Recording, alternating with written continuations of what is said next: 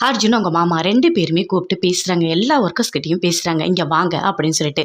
"ஆமா, உங்களுக்கு என்ன வேலை குடுத்துருக்காரா? வேலை குடுத்துருக்காருன்னு ரொம்ப சந்தோஷப்படாதீங்க. அத ஷிஃப்ட் போட்டு 4வது வேலையா தானே குடுத்துருக்காரு.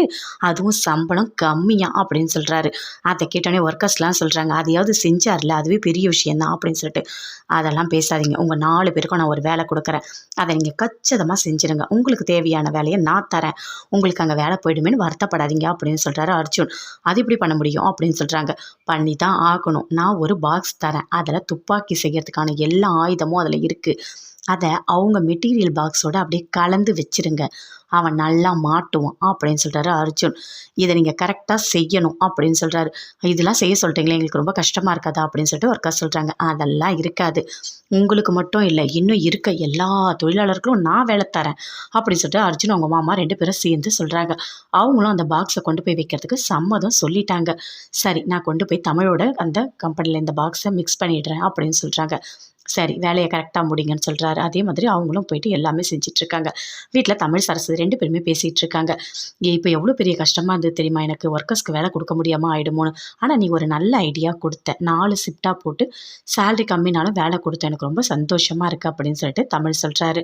"இனிமே எல்லாமே நல்லபடியா பார்த்துக்கணும்" அப்படின்னு சொல்றாரு. "ஆனா மேக்னாக்கு நான் எவ்வளோ பார்த்துருக்கேன். இருந்தாலும் அவங்க எனக்கு எதிரியா மாறுனது ரொம்ப கஷ்டமா இருக்கு" அப்படின்னு தமிழ் சொல்றாரு. "ஆமா, அவங்களோட ஒரு ப்ராடக்ட் கூட நல்லா வரதுக்கு நீங்க ஹெல்ப் பண்ணியிருக்கீங்க. கடைசியில அவங்க பார்த்தீங்களா எப்படி நம்மள பழி வாங்குறதுக்கு ரெடியா இருக்காங்க" அப்படின்னு சொல்லிட்டு சரஸ்வதி சொல்றாங்க. "ஏதோ நேரம் தான். இது எப்படி சரியாகும்னே தெரியாது. இப்ப அர்ஜுன் கூட வேற சேர்ந்துருக்காங்க. 2 பேரும் சேர்ந்து என்ன பண்ண போறாங்கன்னே தெரியல" அப்படின்னு சொல்லிட்டு தமிழ் பயங்கரமா ஃபீல் பண்ணிட்டு இருக்காரு. "நல்லா தெரிஞ்சுக்கங்க. எது வேணா நடக்கட்டும். அத நம்ம ஃபேஸ் பண்ணணும்" அப்படின்னு சொல்லிட்டு சரஸ்வதி சொல்றாங்க. தமிழ், சரஸ்வதி 2 பேருமே இருக்காங்க. அப்போ உமாபதி வராரு. வந்தோனே, "வாங்க சார்" அப்படின்னு சொல்றாங்க. "நடந்த எல்லாத்தையுமே கேள்விப்பட்டேன் தமிழ். எனக்கு ரொம்ப கஷ்டமா இருக்கு" அப்படின்னு சொல்றாரு உமாபதி. "ஆமா, அந்த மேகனா ரொம்ப திமிர் பிடிச்சவளா இருக்கா" அப்படின்னு சொல்லிட்டு சரஸ்வதி சொல்றாங்க. "உங்களுக்கு அத பத்தி ஏதாவது தெரியுமா? எனக்கு எதுவுமே தெரியாதே. ஆமா, எனக்கு கல்யாணம் ஆகலன்னு அவங்க நெனச்சிருக்காங்க. நீங்க எதுவுமே சொல்லலையா?" அப்படின்னு சொல்லிட்டு தமிழ் சொல்றாரு. "இல்லையே தமிழ். உனக்கு கல்யாணம் ஆயிடுச்சு. குழந்தை கூட பொறக்க போதுன்னு நான் சொன்னனே" அப்படின்னு சொல்றாரு. "ஆனா நான் சொன்னது எல்லாமே அவங்க மாமா கலிவர்தன் கிட்ட தான் சொன்னேன்" அப்படின்னு சொல்றாரு உமாபதி. "அப்படியா? அப்ப எதுக்காக அவர் உண்மைய மறைச்சாரு? அவங்க மேல ரொம்ப பாசமா இருக்காரே.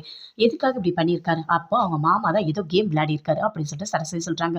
"அத கண்டுபிடிக்கணும்" அப்படின்னு சொல்லிட்டு தமிழ் சொல்லிட்டு இருக்காரு. அப்போ ஓடி வராரு கார்த்திக். ஓடி வந்து சொல்றாரு, "தேசிய பாதுகாப்பு பிரிவுல இருந்து இங்க ரெய்டு வராங்க" அப்படின்னு சொல்லிட்டு. "எதுக்காக?" அப்படின்னு சொல்லிட்டு தமிழ் கேட்கிறாரு. "இல்ல, நம்மளோட அந்த பீஸ்லாம் செக் பண்ணணும்" அப்படின்னு சொல்லியிருக்காங்க. அப்போ போறாரு. "நான் தான் வந்துட்டு இந்த கம்பெனியோட ப்ரொப்ரைட்டர்" அப்படின்னு சொல்றாரு. "ஓ அப்படியா? சரி, சரி. நாங்க செக் பண்ணணும்" அப்படின்னு சொல்றாங்க.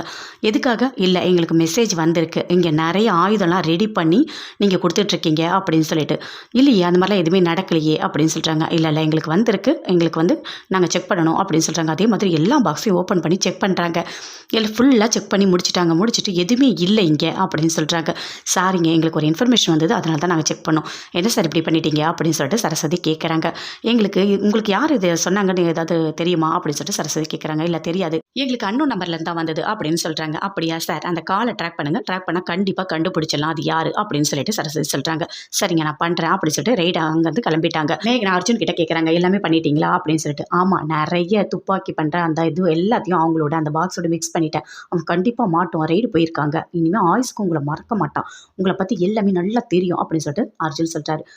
"ஏன் பாப்பா இப்படிலாம் பண்ணிட்டு இருக்கீங்க?" அப்படின்னு சொல்லிட்டு கேட்கறாங்க. "அதெல்லாம் கரெக்ட்டா தான் இருக்கு" அப்படின்னு சொல்றாங்க மேகனா. அப்ப கரெக்ட்டா ஃபோன் பண்றாங்க சரஸ்வதி. அட்டெண்ட் பண்ணி பேசுறாங்க. "எதுக்காக இவ்ளோ கேவலமா கீழ இறங்கி வேலை பார்க்குற? எதுக்காக எங்க இதுல இந்த கெட்ட பொருள்லாம் கலந்த?" அப்படின்னு சொல்லிட்டு சரஸ்வதி கேட்கறாங்க. "அதுவும் துப்பாக்கி பண்ற அந்த ஆயுதத்தெல்லாம் கலந்திருக்க.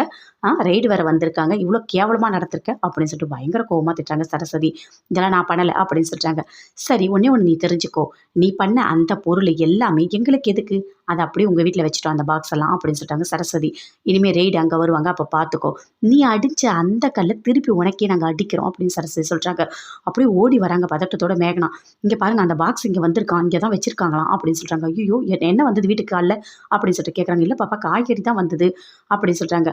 "மளிகை சாமான் கூட வந்தது அந்த பாக்ஸ்லாம். அந்த பாக்ஸ் எங்க இருக்கு சீக்கிரமா தேடுங்க" அப்படின்னு சொல்லிட்டு இருக்காங்க மேகனா. அதுக்குள்ள அவங்க மாமா கலிவர்தன் வராரு. "நீங்க எங்க வந்திருக்கீங்க?"